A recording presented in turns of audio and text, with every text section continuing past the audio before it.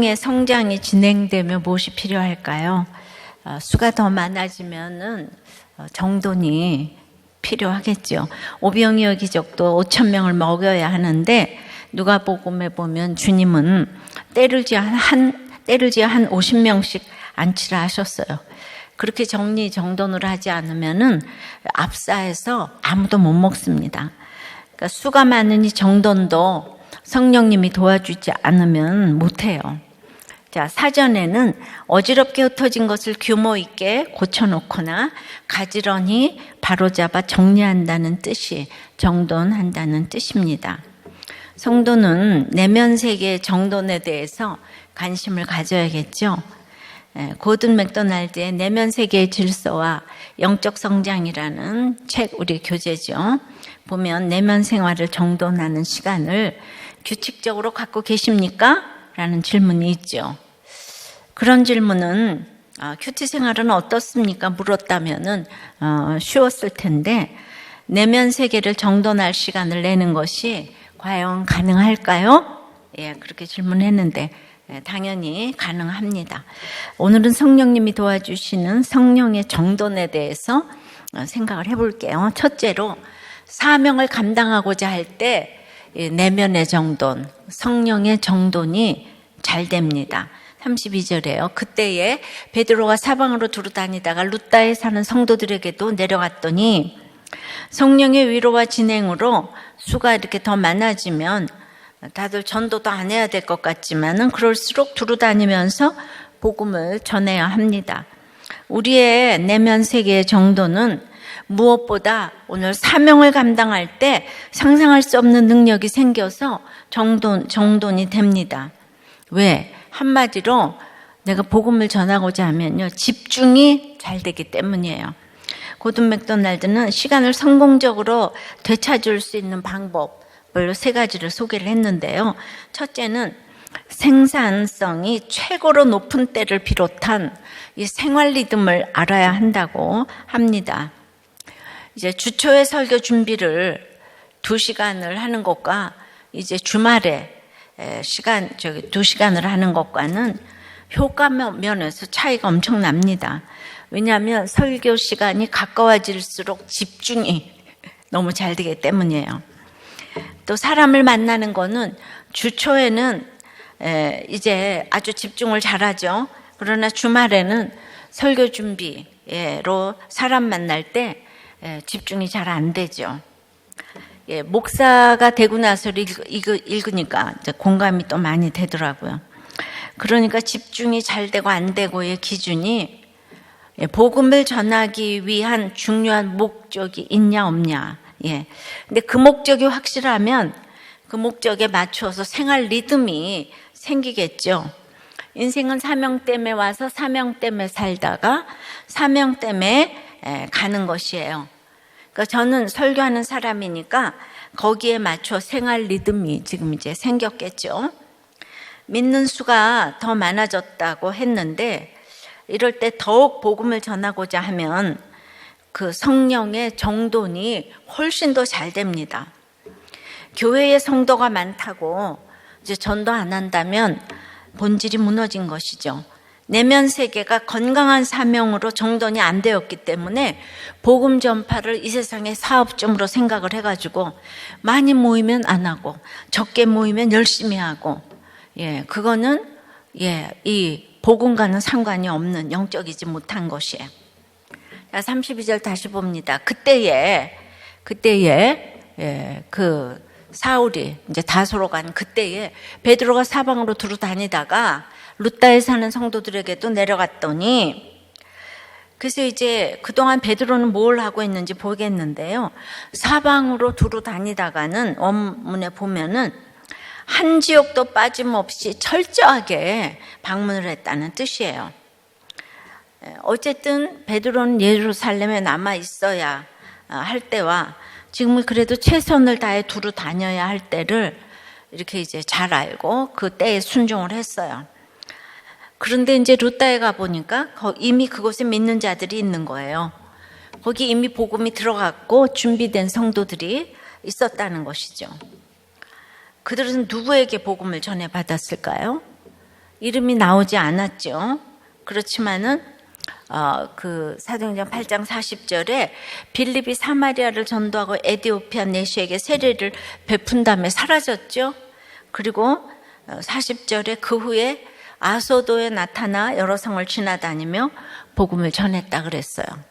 그리고 이제 계속 생각해 보면 지중해 연안을 따라서 북상하면서 루따 요빠에 사는 사람들에게도 복음을 전했으리라고 쉽게 생각이 됩니다.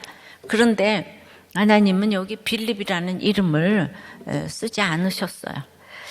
그랬는데 그 이름이 드러나지 않아도 그가 복음을 전해서 성도가 된 사람들이 이제 많이 있었으리라 생각합니다. 저는 이게 빌립과 스데반은 아무리 생각해도 사도행전의 스타라고 생각이 돼요. 이 엄청난 사명을 감당하고 자신을 정말 드러내지 않았어요. 내세우지 않았어요. 왜냐하면 그들은 이게 내가 아니고 주님이 하신 일이라는 생각이 너무도 확실하기 때문에 자기가 뭐 생색내고 인정받고 이런 거 다 넘었어요. 내면 세계가 정말 영적으로 정돈이 너무 잘 돼 있는 사람이라고 생각을 합니다. 그래서 초심을 잃지 마라. 뭐 이런 얘기를 할 필요가 없는 스데반과 빌립이 아니었나. 정말 이거를 보면서 저에게 이런 성령의 그 정돈이 임하기를 정말 간절히 제가 구하고 여러분도 저를 위해서 기도해 주시기를 바랍니다. 땅끝까지 증인이 되라의 지상 명령을 받았지만 처음에 이 사도를 비롯한 국내파인 히브리파에는 성령이 임하셨는데도 그들이 넘을 수 없었던 벽은 유대교의 이 전통 때문에 예루살렘이 못 벗어나는 거죠. 예루살렘 성을. 그래서요, 그 8장에서 빌립이 사마리아 전도를 하고 베드로와 요한이 현장에 가서 안수를 하니까 성령이 임하는 것을 통해서 보여주시고자 하는 것은 복음이 유다의 경계를 넘어갔다. 지금 이거를 이제 주셔요. 그러니까 빌립이 해놓고 나서 불렀을 때는 베드로가 갔잖아요. 이방인의 사도인 바울과 할례자의 사도인 베드로이지만은 이제 이 사울이 잠시 자취를 감추어 다소에 있는 동안 베드로의 이방 사역이 언급되고 있는 것은 이제 복음은 이방으로 전 세계를 향해서 나갈 수밖에 없는 노도와 같이 이제 뚝이 무너졌어요. 예루살렘 뚝이. 그걸 보여주고 있다고 생각합니다. 그래서 베드로가 사방으로 두루 행하다가 루따로 내려갑니다. 루따는 예루살렘의 변방이고 또 부촌이에요. 그리고 요빠는 지중해 바다의 항구입니다. 베드로가 전하듯이 이렇게 곳곳에 전하듯이 저 또한 사명 감당하느라고 정말 바빴어요. 부촌 사람도 전하고 불신자에게도 전하고 열심히 전했지만은 내가 했다고 할 것이 아무것도 없는 게요. 살림 날 때도 그냥 제 입은 그냥 믿음만 부르짖고 있어요. 그런데 속으로는 살림 나고 싶어요. 그리고 시집에서 그것도 멀리 우리 시어머니 못 보는 곳 그곳으로 이제 가고 싶었어요. 그러니까 우리 시어머니가 누가 데려다 주지 않으면 절대로 못 오는 곳 그런 데로 가고 싶었어요. 그러나 응답은 가장 가까운 옆으로 가게 되었고 그래서 결국은 이제 예배 드리는 게 쉬워졌어요. 병원 개업할 때도 남편이 존스 홉킨스 병원으로 갈 기회가 있었거든요. 정말 제가 너무나 바랐어요. 그냥 개업이 되는 게 너무 싫었어요. 100일 기도했는데 개업하게 됐어요. 근데 가고 보니까 그곳의 중요한 교회에 큐티를 보급하게 되고 개혁을 하게 되는 역사가 일어났습니다.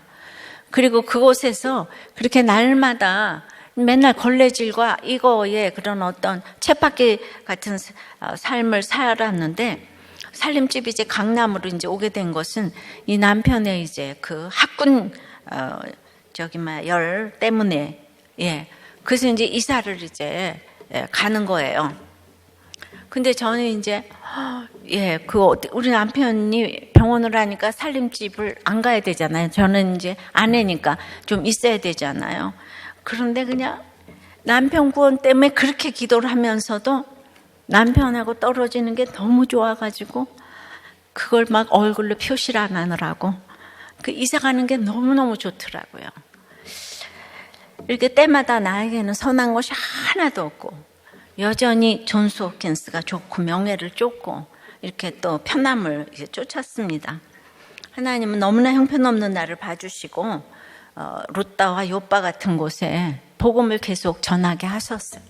입만 열면 저는 복음을 전해요. 전하는데 그 안 되는 게 이렇게 많아요. 베드로도 안 되는 게 많이 있었을 것 같아요. 또 남자분들이 대부분인 신대원에서 제가 이렇게 남편 시어머니 때문에 주님, 고난 때문에 주님을 만났다고 하니까 이렇게 다들 저에게 이제 남편과 시어머니 그 욕을 한다고 생각해서 굉장히 그 도덕성이 낮군요. 예, 그래서 하니까 이제 막 부글부글 끓어서 저 여자가 팔자가 편해서 늘어졌나, 남편이 돈을 안 벌어다 주나, 뭐가 그렇게 힘들다고 생각하나, 그래서 설득이 안 된다고 저기 하는 분이 있었죠. 그래서 저는 이간증 가지고 전도 너무 많이 했고, 또 불신자도 전도 많이 했고, 초신자도 했고, 또 이제 오래된 모태신앙도 이렇게 했다고, 설득이 안 되면 이거 안 되는 사람이 문제 있는 거라고 했습니다. 하여튼 맹렬한 노를 바라는 분도 계셨어요. 그래서 제가 그런 분이 있을 수 있다는 것을 체험을 했는데, 이렇게 반대의 직면을 하면서도 저는 입만 열면 증인이 되어서 복음을 열심히 전하고자 했어요. 누가 뭐라 그래도 그래서 난 안 해야 돼가 아니라 열심히 전하고자 했을 때 저의 시간도 물질도 감정도 이렇게 정돈되게 하셨어요. 그때마다 또 하나 정돈이 되고 이렇게 이제 질서를 이제 갖추게 하셨어요. 적용해 보세요. 여러분의 내면 세계는 정돈이 됐습니까? 예, 복음 전파라는 사명이 확실합니까? 아직도 기복으로 가득 찼습니까? 여러분의 그 내면 세계가 정돈이 됐냐고 물었는데, 아까 그 물질과 시간과 감정 이런 것에 어떻게 정돈이 됐습니까? 두 번째는 무기력하고 아픈 사람을 주님의 시선으로 볼 때 정돈이 됩니다. 33절 거기서 애니아라는 사람을 만남에 그는 중풍병으로 침상 위에 누운 지 8해라. 병은 감각은 없으나 이제 몸은 움직이고 밥도 먹고 자기 일을 할 수 있어요. 근데 거기에 비해 중풍병은 무엇에 의해 크게 얻어맞고 기절했다는 뜻으로 살아있으나 밥도 못 먹고 용변도 남이 해결해 줘야 하고 살았으나 정도의 차이가 있지만은 사회에 대해 죽은 자라고 할 수 있는 이런 이제 환자인 거죠. 육적, 정신적, 영적으로 상처받고 움직이지 못하는 무기력한 자를 의미해요. 그러니까 본인이 간절할 수도 없는 상태를 말하고 남에게 말할 수 없는 그 불편함을 끼치는 사람입니다. 그래서 이제 이렇게 된 지 8년이라고 그래요. 그가 가난했는지 부자였는지 뭐 직업이 무엇이었는지 아무 기록이 없습니다. 근데 이런 사람을 보면서 베드로가 주님의 마음을 느꼈다는 거예요. 자, 바울에게 병 고침의 역사는 많지 않았어요. 바울은 자기 병도 못 고쳤어요. 그러나 신약에 3분의 1 이상을 썼어요. 근데 베드로는 치유의 은사로 또 복음을 활발하게 전했죠. 베드로는 배움이 바울 같지 않아서인지 겸손을 유지하기가 쉬웠을 거예요. 그래서인지 그냥 마구 이적을 맡기시는 거예요, 예수님이. 이적을 베풀게 하세요. 병 고침의 역사는 그러므로 이제 주로 말씀이 없는 이방인에게 일어나게 하시고, 유대인은 스데반의 말씀처럼 이렇게 말씀으로 깨어지게 하세요. 그러니까 같이 늘 보는 사람들에게는 말씀으로, 한 번 보는 사람에게는 이적으로 주님 그렇게 주로 하시더라고요. 어쨌든 베드로가 주님의 마음으로 애니아를 만나는 것이 이제 베드로에게는 그때가 최선이고 성령으로 정돈된 그런 은사가 이제 이적으로 이렇게 나타나게 된 거죠. 이렇게 우리가 보면은 힘든 고난을 많이 겪었으면 주님의 시선으로 아픈 사람을 봐야 되는데 지난주 이제 목사님이 가장 많이 추구하는 육체의 평화는 누워있는 거래요. 그래서 집안일 얼른 끝내고 눕고 밥 얼른 차려주고 눕고 목장 끝내고 눕고 그냥 주로 이분이 이러신대요. 근데 자기가 그렇게 몸이 다른 목자님들처럼 아픈 것도 아닌데 앉아있는 게 너무 힘들대요. 그래서 수요예배 끝나고 여기저기 몇 군데 들러서 집에 딱 들어왔더니 목원이 저희 집 옆에 왔다 그러면서 목사님 커피 한잔 하실까요? 그러는데 이분이 뭐 찔림을 감수하면서 이제 그 바쁘다는 핑계를 대고 전화 끊고 몸뚱아리를 침대에 눕혔다는 거예요. 시간이 지나서 목요일 지나 금요일 목장 시작하는 아침에 그 목원이 단톡방에 목장에 회의를 느낀다 그러면서 목장 안 나오겠다고 작별 인사를 하더라는 거예요. 그래서 이분이 이제 나의 게으름 때문에 내 옆에 사람이 이제 실족했구나 하면서 자기는 이제 적용으로 운동을 시작해가지고 체력을 기르겠다고 이런 나눔을 했습니다. 여러분 목자가 이러시면 아니 되시옵나이다. 그러나 또 얼마나 아프면 이렇게 눕고 싶은 생각이 간절할까를 생각해 주시기 바라요. 목장은 관계이기 때문에 너무 많은 도움이 되지만 그런 만큼 내가 원하는 게 있어서 실망도 됩니다. 그러니까 이래저래 상처 안 받으려고 나는 목장 같은 곳에는 안 나갈 거야 부르짖는 분은 제일 나쁜 선택을 하시는 것입니다. 하나님 앞에서 무시해도 좋을 만큼 무가치한 사람은 없다고 했어요. 근데 베드로가 무기력하고 움직이지도 못하는 사람을 만났고 그를 이제 불쌍히 여겼어요. 이미 그의 여러 훈련이 그의 내면을 정돈시켰기에 루다에서는 이제 루다에 사는 이 성도들에게까지 이제 신방을 했죠. 내려가 본 거예요. 멀쩡한 사람 보기도 힘든데 이렇게 8년 중풍병에 무기력한 자를 찾아간 것이 베드로의 내면 세계가 정돈이 되었고 영적 성장이 이루어져 있기 때문인 거죠. 그러니까 이 말은 쉽게 말하면 이기적이 아니라 이타적으로 살게 되었다는 뜻인데요. 이타적이라도 정돈이 안 된 이타적인 것은 사람을 힘들게 하고 사람 죽이는 또 이런 이타적일 수도 있기 때문에 수가 많아질 때 이렇게 정돈 얘기가 나왔다고 생각해요. 예수님은 멸시와 천대를 받는 세리와 죄인들을 찾아가셔서 그들의 친구가 되어 주셨어요. 주께서는 그래서 이 땅에서 세리와 죄인의 친구라고 그렇게 불리우기도 했지요.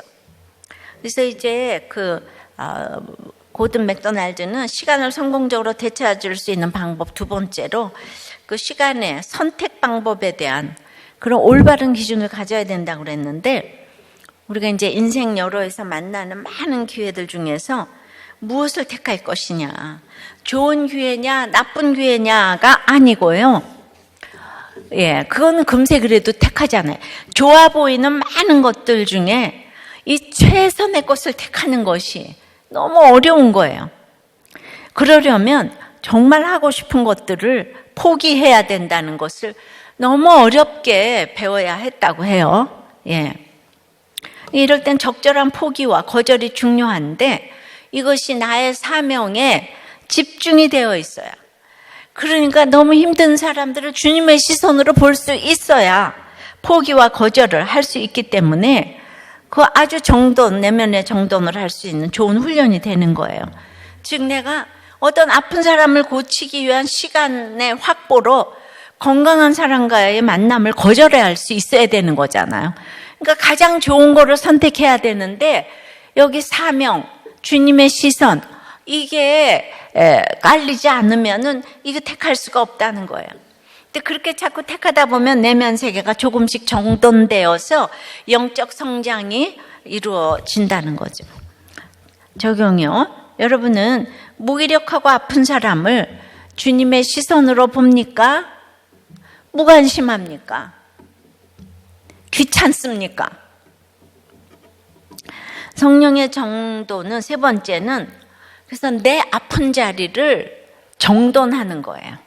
내 아픈 자리를. 34절에요.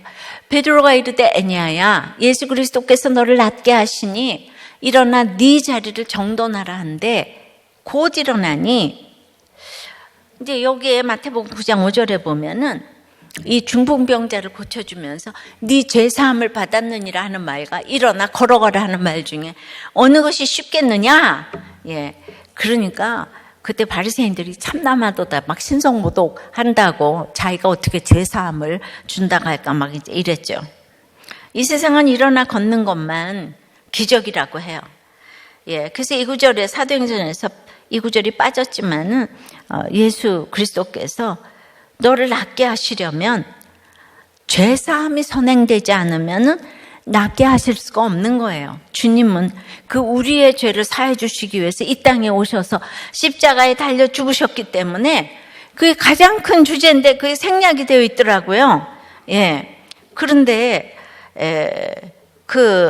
왜 생략이 됐을까 생각하니까 애니아 보고 이미 성도라 그랬잖아요. 성도. 그래서 그냥 그 죄사함의 권세를 알기 때문에 그 얘기를 이제 뺐을 수 있다는 생각을 하는 거죠.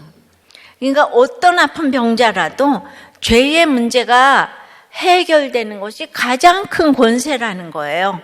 이 죄책의 해방은 인간의 힘으로는 안 되는 이런 문제이기 때문에, 예. 그래서 이제 예수 그리스도께서 너에게 죄사함을 얻게 하시고 너를 낫게 하시니까 이제 일어나서 네 자리를 정돈해라. 그러니까 이미 애니아는 그런 거 알지만은 이제 병만 나으면 되는 거예요. 이미 자기 죄를 이제 알고 있으니까. 그래서 이제 내가 너를 고쳐줄 건데 아팠던 삶의 현장을 이제 정돈하라고.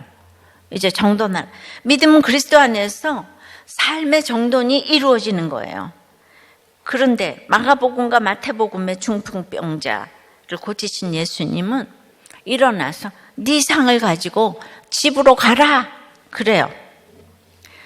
그러니까 무기력했던 이 사람 보고 이제 아팠던 네 침상을 들고 가면서 내가 이렇게 아팠던 사람인데 내 죄를 사해 주시고 이제 나를 걸어가게 하신다, 사명을 주신다, 간증을 하라고 하는 거예요.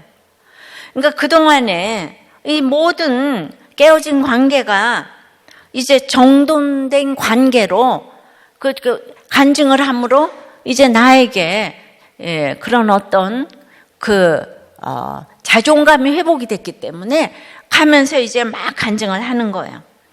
8년이나 누워있던 그 자리는 너무나 더럽고 냄새가 나는 거예요.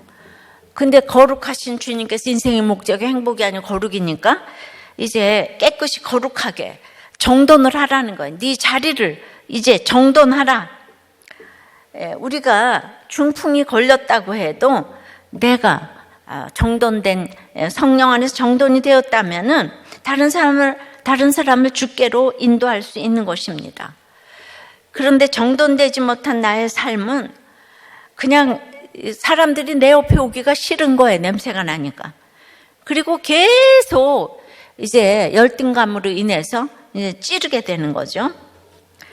그러니까 내가 정돈되어 있지 않으면 그거 자체로 남을 힘들게 하고 가해자가 돼가지고, 근데 내가 나를 정돈하고 있으면 다른 사람도 정돈시킬 수 있게 되는 거죠.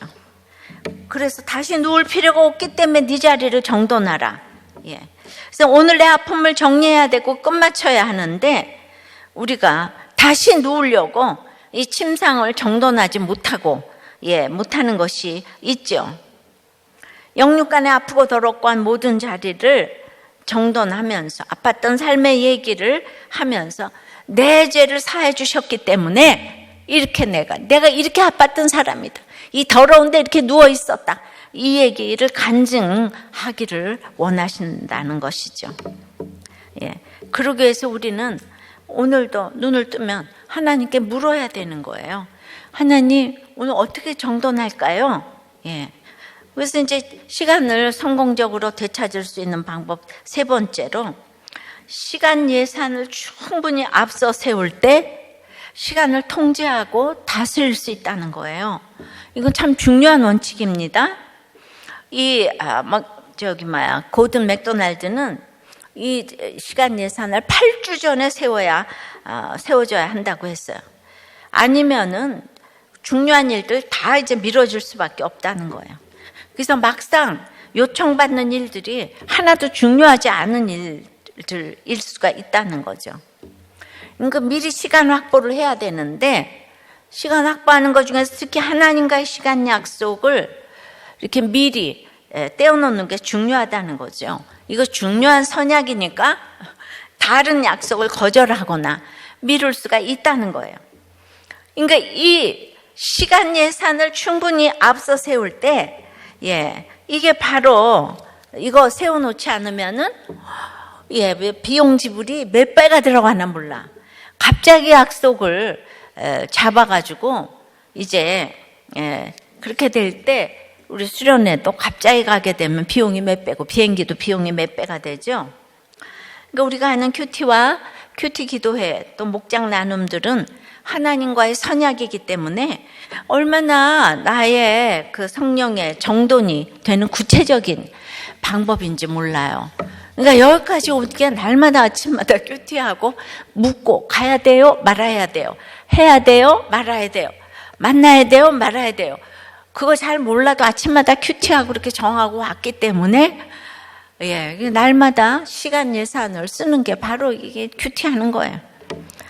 그래서 비교적 건강하고 또 손해를 보지 않게 해주셨어요. 손해 볼 일이 너무 많고 나는 경험이 없는데 큐티하고 하다 보니까 이 교회를 짓고 하는 모든 일들에 하나님은 이익을 남기게 하셨지 하나도 손해 보지 않게 해주셨어요. 그래서 우리가 말씀과 기도와 교제로 무장을 하니까 항상 이렇게 내면 세계가 질서가 있게 하시고 정돈이 되게 하셔서 늘 성숙을 이뤄가게 하시니까 남들이 보기에도 정돈이 된 사람으로 보이는 거죠. 적용해 보세요. 정돈해서 보여야 할 아팠던 나의 삶의 자리는 무엇입니까? 들고 가래요. 침상을. 또 이 삶의 자리를 정돈하래요. 파편들이 있죠. 그죠? 자, 네 번째는 이렇게 내가 사명으로 잘 이렇게 정돈하고 있으면 주께로 돌아오게 하는 이런 성령의 정돈이 되는 거예요. 다 그 사람을 보고 주께로 돌아오게 되는 거예요. 35절에요. 룻다와 사론의 그 사는 사람들이 다 그를 보고 이 보고가 중요하죠. 주께로 돌아오니라. 돌아오니라는 그냥 확실하게 돌아온다 이런 뜻이에요. 이 본향으로 돌아온다. 약속의 땅으로 이제 돌아온다. 그래서 그 많은 사람들의 시선을 집중케 하는, 그냥 너무 정돈이 잘 돼가지고 제가 남편이 갔는데도 집중하니까 주께로 돌아왔어요. 전도의 효과를 높여주었어요. 이 지역에 사는 사람들이 애니아를 다 보았다는 것은 애니아가 치유가 된 후에 다시 알아눕지 않고 계속해서 이제 그야말로 자기 자리를 정돈하고 있고 침상을 들고 이제 가면서 그거를 계속 이제 간증하는 건강하게 활동을 했다는 거를 이제 보여주죠. 주께로 돌아가니라. 그래서 다 신앙을 가지게 됐어요. 이 지역 사람들이. 그래서 단순히 병만 고쳤기 때문이 아니고요. 이렇게 이제 죄사함의 권세를 입고 전하니까 다 그를 보고 주께로 돌아오니라는 이제 그냥 돌아오는 정도가 아니고요. 이게 완전히 아주 본어게인 확실히 믿게 되었다는 그냥 아주 그냥 그 원론적인 그 회개를 했다는 거예요. 돌아갔다는 거는 진짜로 내가 가야 될 대로 이제 갔다는 이런 뜻이거든요. 애니아 한 사람의 정돈됨으로 인해서 다 그를 보고 믿게 되니까 이제 복음이 계속 전해지는 거예요. 그러니까 성령의 정도는 계속 복음이 전해지는 원동력이 되는 거예요. 베이직한 그런 삶으로 준비가 되는 거죠. 홋카이도 구석에 그 있는 인구 1만 5천 명의 조그마한 오촌 우라카와 이곳에는 일본 정신의학계 관계자들의 주목을 한몸에 받고 있는 이 교회 예배당을 개조한 베델의 집이라고 있어요. 그런데 거기가 정신장애를 한마디로 말하면 사람들과 사귀는데 어려움을 겪는 이제 병인 거예요. 그러니까 장애인 스스로가 주인공이 돼가지고 이제 올라가려는 삶을 버리고 아래로 내려가는 삶을 지향하자. 그 다음에 그분들이 이제 장사를 시작했어요. 뭐 미역 다시마 이런 거. 근데 이익이 없는 상황을 소중하게 생각하자. 되도록 자신의 병을 사랑하자. 안심하고 땡땡이 칠 수 있는 회사를 만들자 등 독특한 캐치프레이즈로 지금 여러 사업을 펼치고 있는데, 이건 일본 국내, 미국 예일대학, 또 제네바 유엔본부, 또 서울 세계회의에서 또 이 모든 보고를 이제 한 바가 있는데, 그 1991년 5월 그 첫 모임의 주제는 편견, 차별, 대환영, 절대 규탄하지 않습니다. 이거예요. 이 집회에는 마을 사람들이 수십 명이 이제 와주었는데, 이제 동그랗게 앉아가지고 자기 소개부터 이제 시작을 했어요. 저는 정신분열병자인 아무개입니다. 저는 알코올 중독자인 아무개입니다. 여러분께 제일 많이 폐해를 끼쳤어요. 저는 입원과 퇴원을 반복하고 있습니다. 이런 식으로 베델의 집 멤버는 병명과 함께 자신의 아픔을 이렇게 소개를 했어요. 그 후 이 베델의 집은 마을 사람들에게 이제 다음과 같이 말해왔어요. 편견? 당연해요. 차별? 다들 하잖아요. 오해? 오해도 자주 있는 일이죠. 병에 든 우리들조차 그 병에 걸리고 나서 이젠 끝장이라고 오해했어요. 근데 익숙해질 때까지 꽤 많은 시간이 걸렸거든요. 그러니까 여러분 괜찮아요. 너무 무리해서 그렇게 오해나 편견을 갖지 않으려고 노력한다거나 자신을 책망하지 않는 게 좋아요. 몸에 해로우니까요. 그러니까 자신이 아픈 사람임을 인정하고 편하게 생활하는 것이 치료의 시작입니다. 그렇다면 다른 사람의 시선도 내가 수용할 수 있는 것이고, 회피가 아닌 수용은 자발적 치료의 시작이 이제 된다는 거죠. 그러니까 팀의 이제 멤버 중 이제 사이토 가오루라는 이제 사람이 있는데, 그 사람도 어렸을 때부터 기대에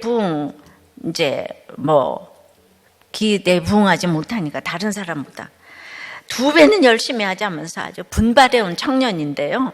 아니나 다를까 그 기대에 부응하려는 이제 강박이 생겨가지고 정신병이 왔는데, 이 공동체를 통해서 안심하고 땡땡이 칠 수 있다는 비법을 습득해가지고 강박이 아닌 자발적으로 거의 쉬지 않고 괜찮다고 하면서 아주 일도 이제 말끔히 이제 처리하게 됐다는 거죠. 누군가 지시하고 틀에 맞추려는 것이 정신과의 치료 방법인데, 치료나 해결 그리고 생산과 경쟁이 목적이 아닌 한 생명의 아픔을 그대로 수용하고 받아들이는 것이 이 공동체라는 거예요. 그러니까 이곳은 서로 문제를 내놓고 해결하는 곳이 아니에요. 그러니까 서로 문제를 내놓고 해결하는 장이 아니라 상처를 입고 자신감을 상실하기 쉬운 사람들이 서로 회의를 통해서 자발적으로 결정하며 격려하는 이제 프로그램이라는 거죠. 그러니까 비판을 받아도 결국 다 받아들여지고 환영받아요. 그래서 그 베델의 집은 그들이 잃어버린 그 고민하는 힘을 일상 속에서 되찾는데, 다들 그토록 괴로워했던 일상으로 다시 아무 일도 없다는 듯이 되돌아가는 사회 복귀를 지금 목표로 놓고 가는 게 절대로 아니라는 거예요. 한 사람 한 사람이 있는 그대로 병에 깃발을 나부끼면서 그 장사를 통해서 지역사회가 안고 있는 고생이라는 현실로 그냥 다가가고자 한다는 거예요. 그러니까 고민하는 것 자체를 포기하는 것이 중요하고, 아무리 고민해도 바꿀 수 없는 자신에게 사로잡히지 않기로 하는 거죠. 그래서 이 베델의 집에 와서 알게 된 것은 노력과는 떨어져 있는데 이거 편한 삶이 있다는 거예요. 괴로움의 정점에 회복이 있는 게 아니라 밑으로 내려가고 내려가는 바로 그 밑에 회복이 있다는 거를 알았다는 거죠. 근데 어느 시기부터 이제 이게 몇 페이지 나오는 글들에 저는 순순히 모두의 힘을 빌리기로 했습니다. 근데 무엇보다 기뻤던 것은 우리 그러니까 여기가 모두 착해요. 사람들이. 그래가지고 그 모든 멤버들이 아이 키우는데 참여해줬다는 거예요. 그러니까 병원이나 의료진은 재발을 막는다는 대의명분 아래 정신장애 환자에게서 지나칠 정도로 그 실수할 권리를 다 빼앗아 왔다는 거예요. 그러니까 베델의 집은 살아가는 과정에서 일어나는 이 다양한 어려움과 실수를 살아가는 고생으로 소중히 여기는 장을 이제 만들어 왔다는 거죠. 인간 어떻게 보다 잘, 또 어떻게 바르게 살아가는가, 이제 그냥 그게 오직 이유인데, 그렇게 잘 살아가려고 하는 사람들은 정신병적이고, 그렇지 않은 사람은 정신병적이지는 않지만은 범죄적이라고. 우리가 맨날 가면을 쓰고, 인격이라는 게 가면이라는 뜻이잖아요. 가면을 쓰고 만난 사람들은 다 범죄적이고, 이 착하고 올바르게 살려는 사람들은 이제 정신병적이고, 두 개 중에 뭐가 더 나쁠까요? 범죄적인 게 나쁠까요? 정신병적인 게 나쁠까요? 그래서 그 안심할 수 있는 세계가 탄생했다는 거, 서로 유대를 형성할 수 있다는. 그러니까 보세요. 가볍지 않은 이야기를 가볍게, 그리고 거뜬히 해내는 일은 쉽지 않은데 그렇게 가볍게 던져진 말을 가볍게 튕겨버리지 않고 그 무게를 감지해내는 일도 쉽지 않아요. 근데 그보다 더 쉽지 않은 것은 가벼운 이야기를 그야말로 가볍게 받아내는 일. 그러니까 무거운 일은 무겁게, 가벼운 일은 가볍게 이렇게 받아내는 게 쉽지가 않아요. 그러니까 우리가 이제 인간관계에서 문제가 생기는 건 가벼운 거를 무겁게, 무거운 얘기를 하는데 가볍게, 이렇게 서로 그게 이제 핀트가 안 맞는데 이 베델 공동체에서는 그 모습 그대로 그걸 다 받아들여지는데 우리는 계속 정죄하잖아요. 왜 무거운 얘기를 가볍게 듣는 거야? 이제 이러지 않는 거니까. 중풍은 이제 다른 병도 마찬가지겠지만은 육적으로 자기 몸의 관리를 안 하고 또 이제 정신적으로도 준비를 안 했기에 충격이 오면 손상이 오잖아요. 그런데 영의 중풍병도 여전한 방식으로 말씀으로 검진받고 예방을 해야 되는데 저는 이제 이 베델교회가 내가 2006년도에 설교를 했거든요. 그러고 나서 지금 10몇 년이 지나서 그때 25년이었으니까 지금 한 40여 년 됐어요. 그런데 여기가 사실은 기독교 그거를 가지고 있는데 기독교 색채가 없어지면서 그 뭐든지 세상에서 잘 되는 건 항상 그 예수님이 밑바탕에 깔려 있고 말씀이 깔려 있잖아요. 그러니까 우리들 교회가 하고 있는 일이 진짜 맞는 게 그냥 자기 병 다 맞다. 알코올 중독자, 정신분열자다. 이렇게 얘기를 해주는 것만으로도 치유가 일어나가지고 그걸 막 고치려고 그러고 그러려고 하지 않으니까 장사도 잘하고 이익도 잘 내고 맨 처음에는 거기 정신병 걸린 사람들만 오니까 싫어했고 시행착오도 많이 겪었지만 지금은 베델 이 공동체를 곳곳에서 보러 지금 오기 때문에 굉장히 마을 경제에 아주 그냥 그 유익을 끼치고 있다는 거예요. 그러니까 여기 다 지금 이제 연구하러 온다는 거죠. 우리도 교회도 그렇게 될까? 그런데 거기 말씀이 없잖아요, 지금. 말씀이 없어도 이렇게 지금 되는데, 우리들 교회가 그냥 목장마다 지금 이제 아프고 병원 가고 이런 거 편하게 얘기를 하니까 그냥 그거 자체로 편하게 치유가 되는 거예요, 지금. 그러니까 이런 얘기를 편하게 할 수 있다는 것만으로도 그냥 우리는 그야말로 우리를 보고 딴 사람들이 예수님을 믿게 하는 그 역할을 하는 게 아닌가. 날마다 충격받을 일, 주말마다 터지지만은 말씀으로 예방주사 잘 맞고 있기 때문에 우리가 이제 놀라지 아니하고 이렇게 이제 가게 된다고 생각을 합니다. 우리 옆에 침상에 누운 중풍병자가 있고 영의 중풍을 맞아서 무기력한 식구들이 있는데 인정하는 거예요. 아프다는 거 다 인정하고 식구가 되고 이런 목장이 되는데 가장 중요한 건 설교를 들으면서 자기 죄를 보지 못하면 어떤 치유도 일어날 수가 없어요. 여러분을 보고 주께로 돌아온 사람 있나요? 돌아올 사람 있나요? 그래서 여러분은 정말 성령의 정돈이 되고 있습니까? 예, 말씀 맺어요. 성령의 정도는 사명을 감당하고자 할 때, 이 내면이 성령으로 정돈이 됩니다. 그러니까 사명이 있어야지 정돈이 되는 거예요. 사명이 있어야 무기력하고 아픈 사람을 주님의 시선으로 보게 되는 거예요. 그러면 내가 정돈이 되는 거예요. 이타적으로 살면 내가 정돈이 돼. 내가 성숙해지는 거예요. 영적 성장이 되는 거예요. 예, 그럴 때 내 아픈 자리를 부끄러움 없이 내놓는 거예요. 간증하면서 침상을 들고 가는 거예요. 그러면 주께로 돌아오게 하는 나를 보고 주께로 돌아오는 사람들이 많은 거예요. 그러니까 우리가 우선 아프다는 걸 마음대로 이렇게 얘기할 수 있다는 거. 이것만 해도 이거 베델 공동체 맞습니다. 저는 여러분들의 목장이 그런 정말 한 목장이 이렇게 건강한 베델 공동체가 되기를 바랍니다.